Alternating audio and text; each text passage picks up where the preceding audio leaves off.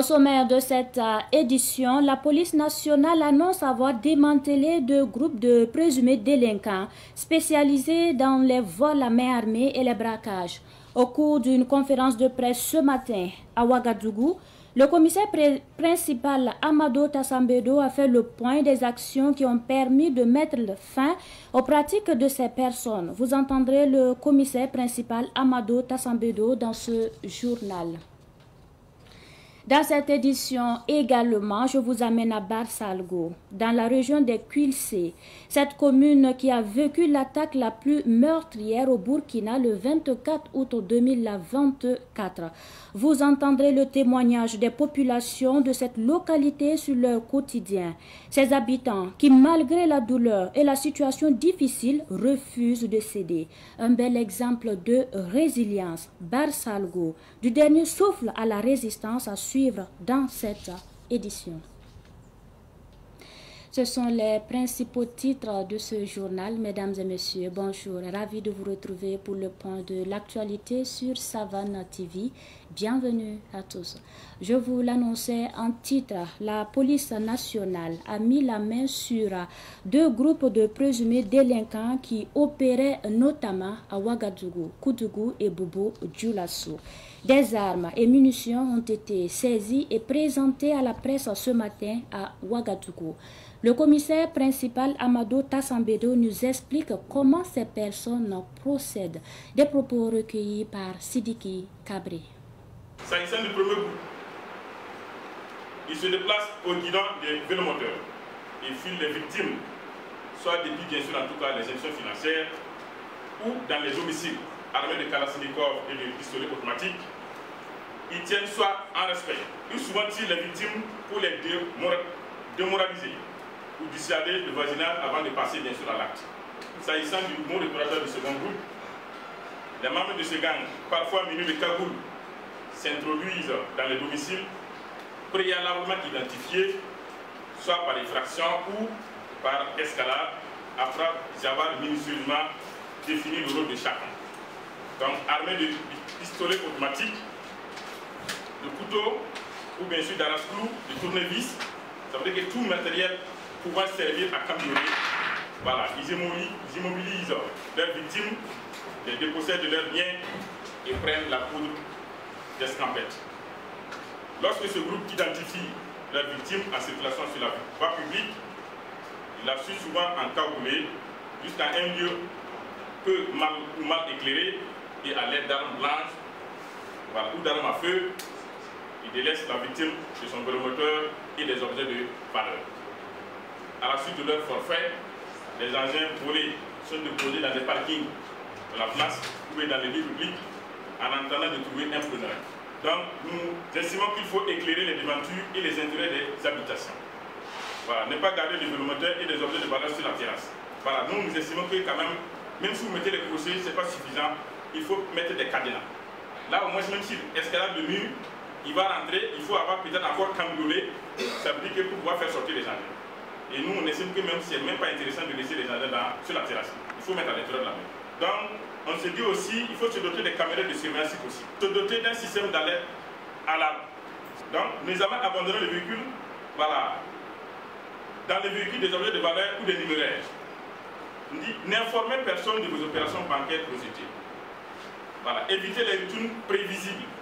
Cela veut dire que lorsque vous quittez chez vous pour venir au service, c'est bien qu'au retour, changez de voie. Dans la même lancée, la police nationale a annoncé un avis de recherche de présumés braqueurs à moto. Ces personnes sont recherchées pour vol à main armée et d'actes de grand banditisme dans la capitale Ouagadougou.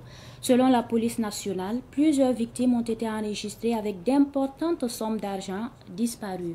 La dernière agression de ces individus armés date d'hier et a coûté la vie à une personne. La police nationale invite toute personne ayant des informations à contacter immédiatement les numéros que sont le 16, le 17, 10 10 ou alerter le service de sécurité le plus proche.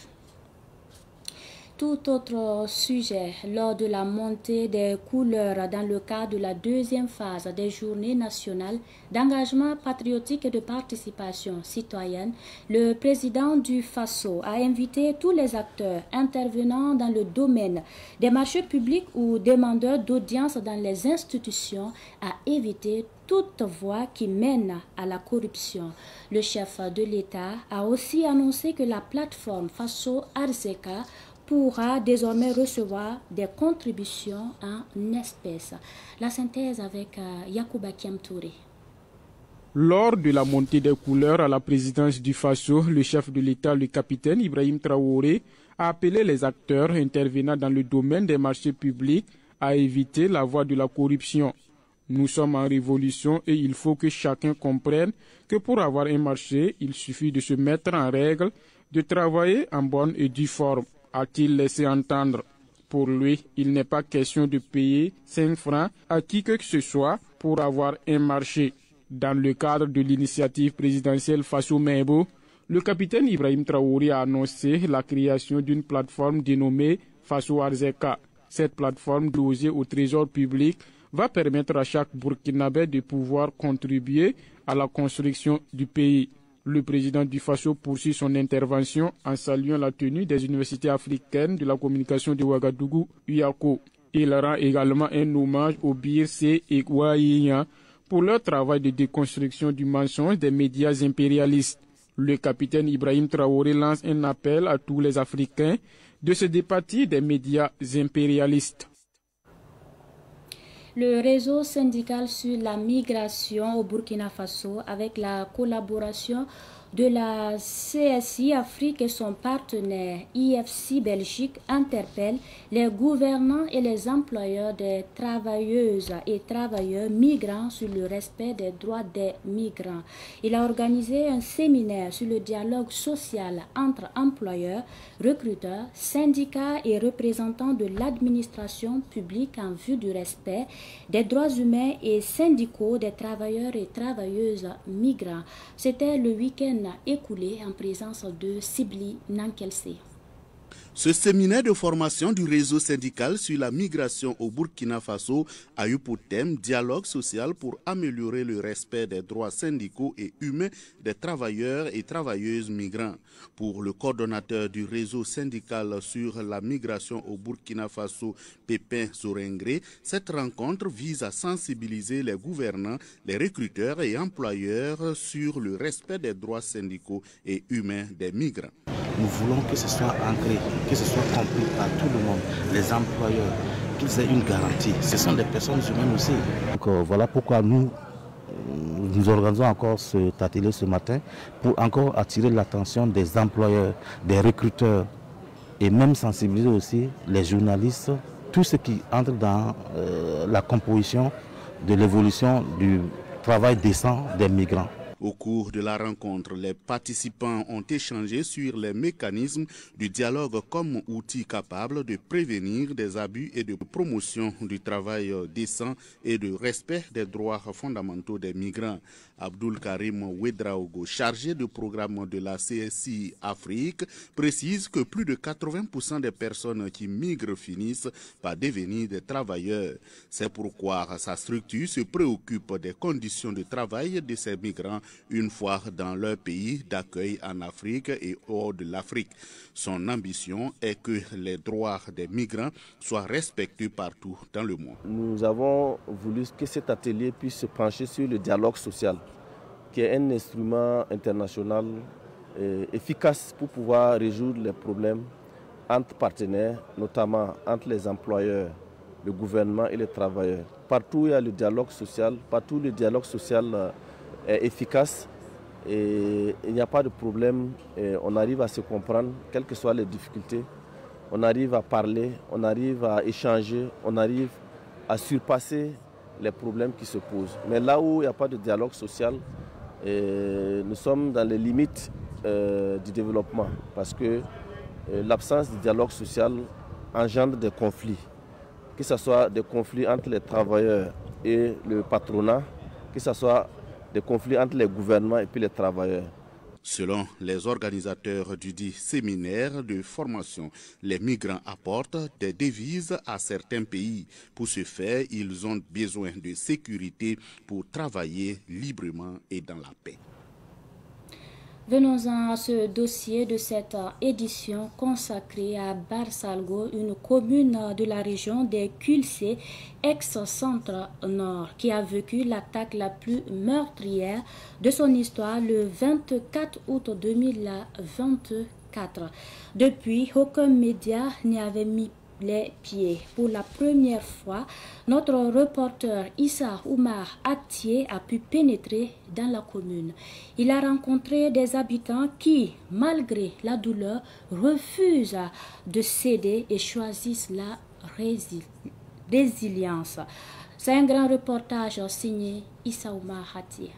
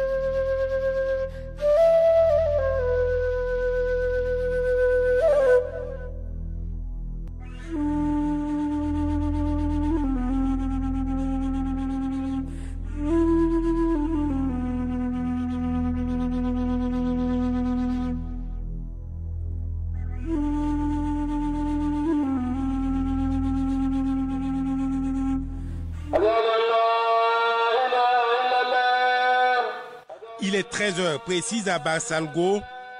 L'appel du muezzin s'élève derrière le centre médical, mais la mosquée n'accueille que 2 fidèles ce dimanche.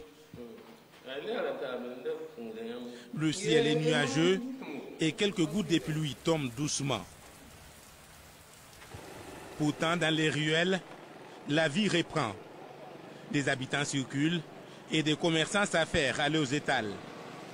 Ici, malgré les difficultés, la commune montre sa capacité de résilience face aux épreuves qu'elle endure depuis plusieurs années. Dans ce calme relatif, Barsalgo reprend son rythme. Pour comprendre comment la commune se relève, nous rencontrons le chef de Barsalgo dans sa résidence. Assis sur une chaise sous un hangar dressé devant la cour et entouré de ses notables, Naba Jigimde explique le quotidien et les efforts des habitants pour reconstruire leur vie.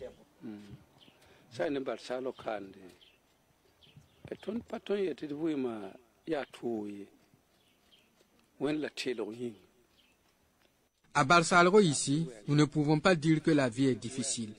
En termes de santé et de nourriture, tout va bien par la grâce de Dieu. Nous avons véritablement l'accompagnement du gouvernement. Avec l'accompagnement du gouvernement, en ce qui concerne notre santé et la nourriture, nous n'avons pas de problème.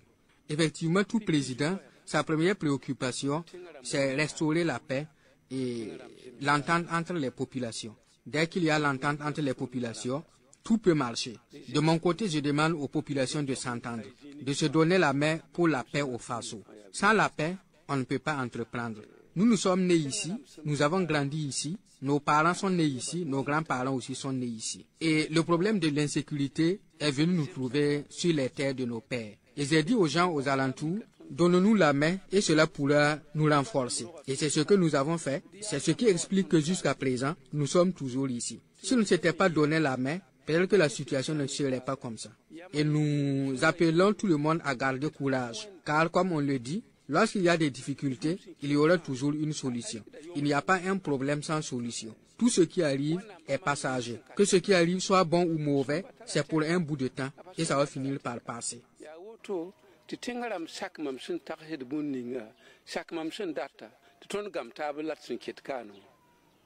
Le chef insiste sur la force et l'entraide de sa communauté. Mais cette résilience se lie aussi dans les parcours individuels. Dans une rue de Barsalgo, nous croisons Awa, nos d'emprunt.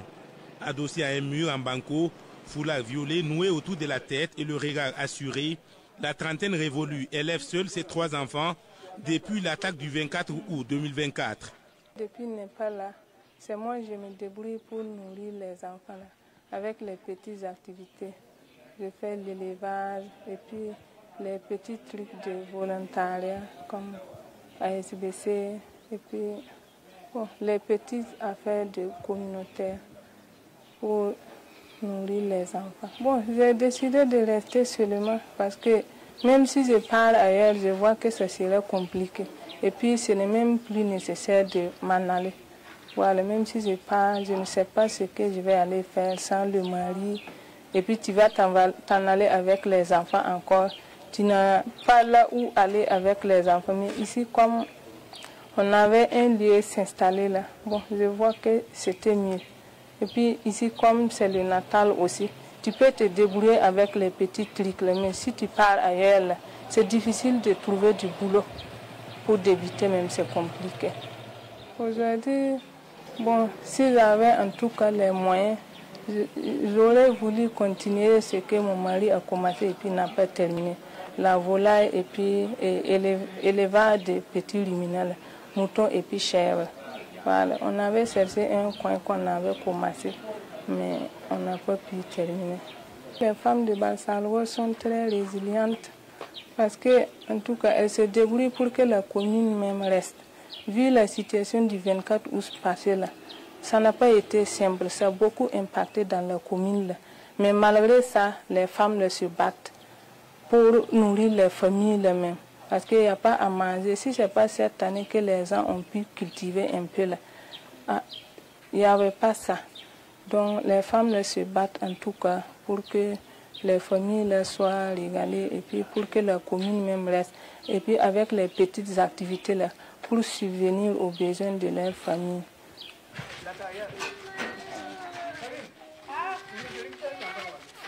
Comme Awa, d'autres habitants de Barsalgo choisissent de regarder vers l'avenir.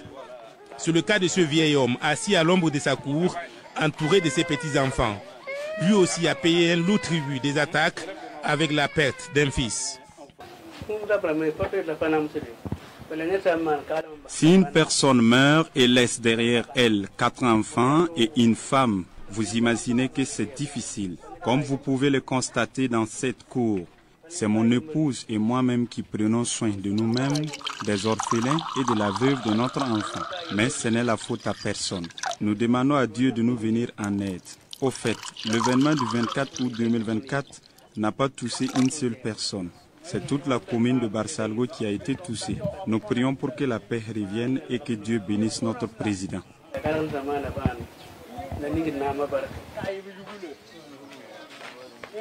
Ce message d'endurance, on le retrouve aussi dans les ruelles de Barsalgo. Ici, Hakim tient sa boutique malgré les épreuves. Derrière son comptoir, Hakim affiche une forme olympique. Sa boutique n'est pas seulement un lieu de commerce, elle est aussi un espace de rencontre.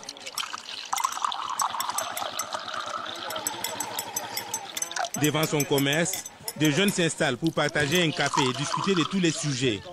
Blessé lors des attaques, Hakim ne baisse pas les bras. Pour lui, garder sa boutique ouverte et continuer de servir les habitants est une manière de montrer que la vie ne s'est pas arrêtée dans cette commune. En tout cas, pour le moment même, je suis là, j'ai des problèmes dorsales même. On dit qu'il faut une intervention au niveau du Morisa. Par exemple, quand je suis là, pour tenir même 15 minutes, il y a des problèmes souvent. Pour tenir 15 minutes, il y a des difficultés souvent. Donc souvent, il faut que je m'assoie. En tant que jeune, pour tenir 10 minutes, il y a des difficultés. On ne sait pas après qu'est-ce qui va se passer maintenant.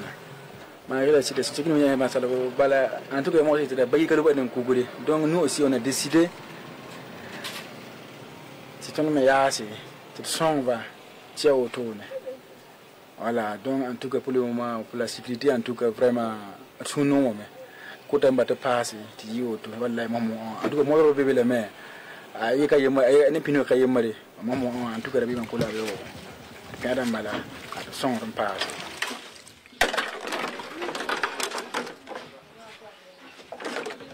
Plus loin, c'est autour des marmites que d'autres trouvent espoir et dignité. Delphine, une restauratrice, a fait de son établissement un lieu d'accueil et d'emploi pour des femmes déplacées. Derrière ces marmites fumantes, elle s'active sans relâche.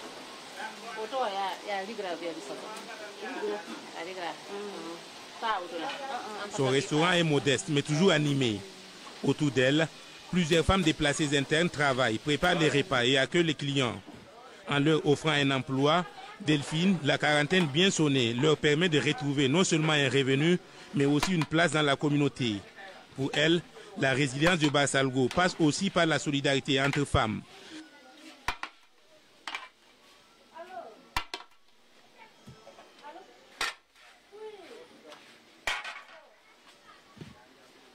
Nous avons privilégié les déplacés parce que c'est des gens qui sont en état de faiblesse, qui ont quitté chez eux, qui n'ont rien à faire, raison pour laquelle on devait les privilégier pour qu'elles puissent aussi s'insérer dans la communauté. Depuis l'année passée qu'on a réouvert le restaurant et depuis lors, nous voyons que la vie reprend aux normes. Voilà, il y a l'engouement, il y a aussi le marché qui avance. Parce que comme la voie est réouverte, il y a les gens qui circulent librement comme ils veulent. Donc on a des étrangers maintenant qui viennent au niveau de la commune. Donc ce qui fait qu'il y a un changement positif.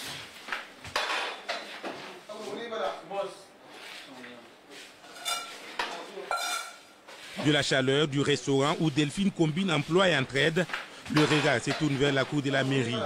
Le vice-président de la délégation spéciale se tient devant le bâtiment représentant la continuité de l'institution. La mairie traverse des contraintes, mais elle fonctionne et soutient les initiatives locales, contribuant à maintenir la cohésion sociale. Et la population de Barsalgo, c'est des gens qui sont résilients. Et nous, on sait que l'événement malheureux qui nous a coûté cher ici, c'est... Il n'y a pas de problème. Nous, on a pris ça avec Dieu. Et si Dieu propose quelque chose seulement, vous ne pouvez pas l'éviter. Donc pour ça, nous, on a mis, la population de Barsalgo a mis dans leur tête qu'en tout cas, c'est Dieu qui a décidé autrement, il n'y a pas de problème. On laisse ça au Dieu aussi. Sinon, bon, avec l'insécurité, si ce n'est pas cette année, on a eu à cultiver un peu.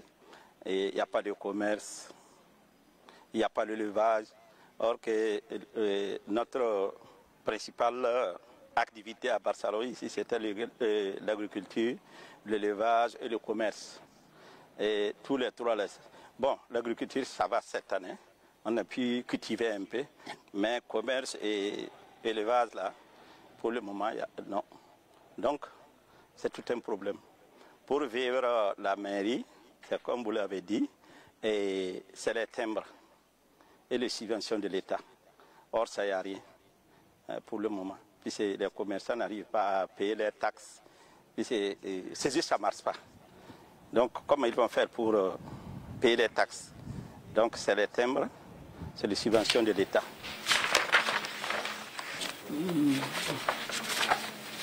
À quelques mètres de là, dans un bureau modeste, encombré de dossiers, le responsable de l'action sociale évolue au rythme des urgences et des besoins des déplacés et d'autres personnes vulnérables. Il organise les distributions, coordonne les soutiens aux familles et veille à ce que chaque initiative locale contribue à maintenir un filet de sécurité pour ceux qui ont tout perdu. Heureusement pour nous, comme c'est la saison pluvieuse, beaucoup sont partis au champ. Sinon, vous allez voir plus de 100 ici. Voilà. Les agriculteurs demandent beaucoup. C'est au niveau des vivres. Voilà, depuis que Barsalgo, comme vous le voyez, la route est coupée. Le problème là, c'est le vivre. Et deuxièmement, c'est les kits AME ou les kits d'hygiène. Ils sont là, qu'ils demandent tout le temps. Tout de suite, même, il y a une dame qu'on vient de servir, une marmite, puis sa maison est tombée sur ses ustensiles de cuisine. Les menus sont cassés, donc malheureusement, on n'a eu qu'une seule marmite. On l'a donnée, elle vient de partir. On a bien cultivé, Donc, afin que moi-même je fais un champ de la paix, voilà, de 3 hectares. Et vous voyez, c'est les femmes pédales qui partent cultiver. Les aider après demain même encore, elles vont aller cultiver le champ de la paix. Donc, de là jusqu'à Gabou en tout cas, chacun a eu une petite portion de terre pour faire soit de l'arachide, soit de gombo, soit de mil, soit de sésame. En tout cas, ils ont tous eu chacun une petite portion pour pouvoir faire les choses. Sinon, si la saison se termine bien, puis que petit à petit la sécurité est là, la paix est en train de revenir. La journée tire à sa fin à Barsalgo. Le soleil commence doucement à baisser à l'horizon, projetant une lumière tamisée sur les rues qui commencent à se vider. Dans les ruelles, les habitants terminent leurs activités, les commerces ferment peu à peu et les odeurs de cuisine se répandent dans l'air. Ici comme ailleurs, dans les communes voisines de Pensa, Foubé, Dablo, Arbinda, Kelbo ou Namisigima, les populations vivent souvent dans des conditions difficiles, marquées par le déplacement ou les incertitudes, mais restent résilientes, optimistes, voire fiers d'être burkinabés. Barsalgo illustre à la fois les défis et les efforts constants de reconstruction qui animent ces territoires qui luttent contre les terroristes.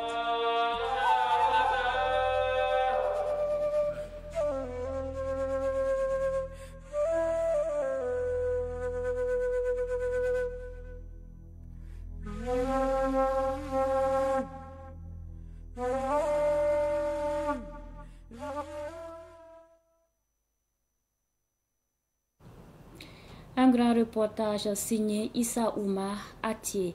Et nous terminons en sport. L'équipe d'Ouadé FC a remporté la finale du tournoi Maracana de la jeunesse AVDD Tous Unis pour la Patrie face à l'équipe Aviator FC. Cette première édition est portée par la jeunesse Afrique Vision et Développement Durable. Retour sur cette finale qui s'est tenue le week-end écoulé à Bendogo dans l'arrondissement 10 sur le terrain de la Cité de l'Avenir avec Madinatou Ouedraogo. 12 équipes étaient en liste au départ, mais il n'en restait que 2 pour la grande finale du Maracana de jeunesse Africa Vision et Développement Durable AVDD. Une rencontre pleine de suspense qui n'a connu de vainqueur qu'avec les tirs au but. Daoudé FC l'a finalement remporté par 3-2 face à Aviator FC. Nous allons rappeler que le ministre Salifou... Le capitaine de Daoudé FC se dit heureux face à cette victoire car l'adversaire était de taille. Je suis tellement très content et par rapport à mes joueurs qui ont tout donné depuis le début du tournoi, de cette compétition. On a tout donné et l'objectif est que de remporter la finale et aujourd'hui on a pu parvenir à la remporter. Donc vrai, depuis le début du tournoi, on n'a pas croisé une équipe qui est forte, qui joue physiquement comme l'équipe qu'on vient de croiser à la finale. Le chargé de mission du ministre des Sports, de la Jeunesse et de l'Emploi a félicité les organisateurs ainsi que toute l'équipe participante pour le jeu et l'esprit sportif. Nous avons trouvé une jeunesse vaillante, une jeunesse dynamique, et mobilisée, il faut dire, d'abord autour du camarade président capitaine Ibrahim Traoré, et ensuite une jeunesse sportive ce soir qui a livré un match très très plaisant qui s'est terminé par en tout cas une victoire comme d'habitude de tir au but. Pour Abdoulaye Compaoré, le président du comité d'organisation, ce Maracana est avant tout un symbole de solidarité et de cohésion sociale entre les jeunes. D'abord, l'idée c'est de rassembler les jeunes à parler le même langage et avoir la même vision. Qui est celle de la vision du capitaine, son excellence, du capitaine Ibrahim Traoré, qui nous appelle tous à se mettre ensemble pour vraiment faire un Burkina Faso nouveau. La solidarité avant tout. S'il y a la solidarité, il y a la paix. Si on arrive à se soutenir, on peut arriver à faire de grandes choses. En marge de la finale, des vivres ont été remises aux femmes déplacées internes du quartier. Ces dernières ont offert un pain tissé à la main à base de coton au chargé de mission du ministère du Sport. Le vainqueur de la compétition, Daoudé FC, est reparti avec un trophée, une enveloppe de 100 000 francs CFA, des médailles et des gadgets. L'équipe perdante Aviator FC s'est consolée avec un trophée, une enveloppe de 75 000 francs CFA, des médailles et des gadgets.